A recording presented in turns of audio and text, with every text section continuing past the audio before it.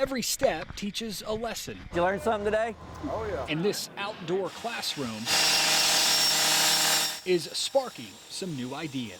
This is all hands-on. There's no lecture to this. Bryant Fire Chief J.P. Jordan describes the intense training that's underway at this empty building in Alexander. They'll be doing a lot of forcible entry.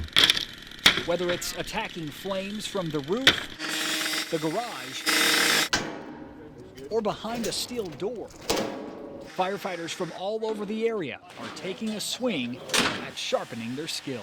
That's what we do to prepare 90% of the time, prepare for 10% of the time. Chief Jordan tells me the training spans 6 days and includes almost 400 firefighters from several different cities.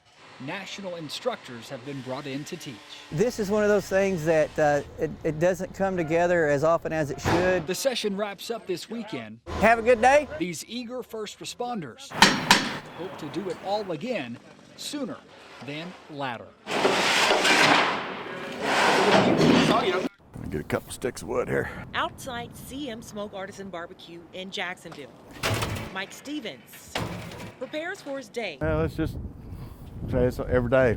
He likes doing things old school. After a few quick hits of splitting the wood, he's ready to cook some barbecue. Wood-fired pit, no thermometers, no electricity involved in it, no gas. It's all done slow. A passion he's had for years. It's the only way you do a restaurant. You gotta love what you're doing. But outside his restaurant on West Main Street sits a boarded up door with the word open spray painted red. Not gonna change it one bit. Still gonna be cooking. On Monday, surveillance video caught 3 people walking in the parking lot. One of them bent over, picked up a rock, and just threw it through the front door and broke the window out of it. Stevens didn't know what to say. It's lack of respect, I guess. I don't know. Not thinking about the consequences of, yeah, it's just a rock and a piece of glass, but, you know, it interrupts business for the day. He says the vandals need to own up. Come back and apologize. And he's not letting this criminal act stop him from doing what he loves. Yeah, we'll be back to normal, but by next week, we'll never even know it happened. Attacking a house of God A performance instead of prayer. just doesn't make any sense. All caught on camera I was just trying to, take it all in. that has these faithful churchgoers stuck cleaning up the mess. Everything has to be wiped down. Mark Bailey brushes off reminders of the vandal who turned the Central Baptist Church into his stage. But this was one of the worst places. Almost every room in the Conway Sanctuary took a hit, down to racial slurs scrolled on the walls. You feel like someone has taken all the good and done everything they could do to make it evil. Investigators believe the vandal started here, breaking a gas line, then lighting the church on fire, before breaking this door, then coming into the rest of the building. I'd love to know why he's so angry.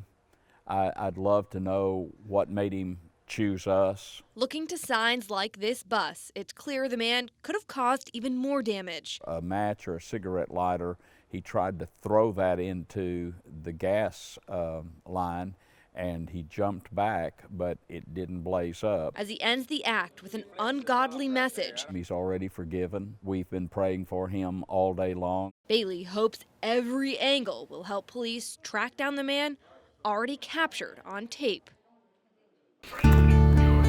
They say it takes a village Everybody in town call me Mama Ella. to raise a child. I got 60 grand and 45 greats and 11 great-greats. At 92, Ella Edwards' family tree is still growing. I have pictures everywhere. That over there is my daughter and her family. This is my daughter and her husband. Grandson, granddaughter, grandson. All of these are grand. You can feel the love inside her Lake Village home. Now come on up here, let me show you something else. But just a few blocks away, Ain't nothing down there but a bank and a drugstore. empty storefronts with signs of what used to be. It ain't nothing in Lake Village no more. Nothing. If you don't go to church, ain't nothing else to do. Neglect, years, decades of neglect. It's a narrative native Vincent Tolliver is familiar with, but 5 years ago, he stumbled across something in a book Quite by accident. that blew him away. I was really insulted that I didn't learn about it growing up in my own hometown. I discovered that there was a massacre in Chico County. Like Tolliver, we found not many in Lake Village know either.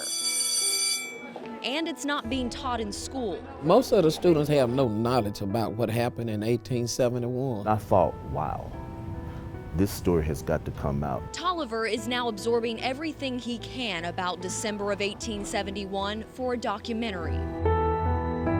The Civil War had ended and slavery had been abolished. Lake Chico was lined with huge plantations, and front and center, James Worthington Mason. He had political connections not only in Arkansas, but in the White House. Mason was a former slave, but the son of Elijah Worthington, Arkansas's wealthiest landowner. He was the first African-American postmaster and also served as a state senator and county sheriff. At the peak of Mason's political career, his best friend, Walthall Wynn, was murdered. What was fascinating to me about that is that a murder of a black man in a grocery store, John Saunders, a prominent white businessman, with his two buddies who were also white, that they were jailed. And that was not typically the case in the 1800s.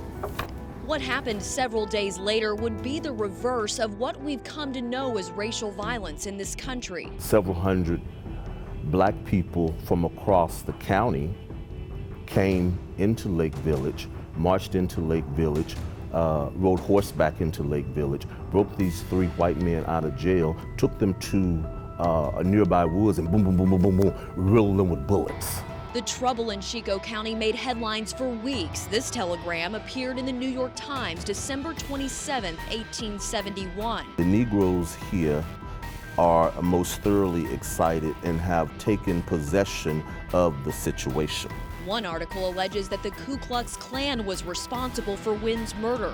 Another reports buildings gone to decay, stock all gone, and almost every white woman in the county gone. There was cold-blooded murder happening, not whites killing blacks, but blacks killing whites in the county. That also prompted the fleeing. Mason was arrested a year later for instigating the violence, but the case was dismissed. Is it possible some of your own ancestors participated in the massacre? Oh, absolutely it's possible. I just don't know. Tolliver hopes this hidden history won't be buried any longer. We have to be honest about where we are and how we got there. Flipping through old photos, Edwards remembers the wise words of her mother. She always told me you got to crawl before you walk. And for Lake Village, I think we crawled long enough. it's the past this town can't seem to erase.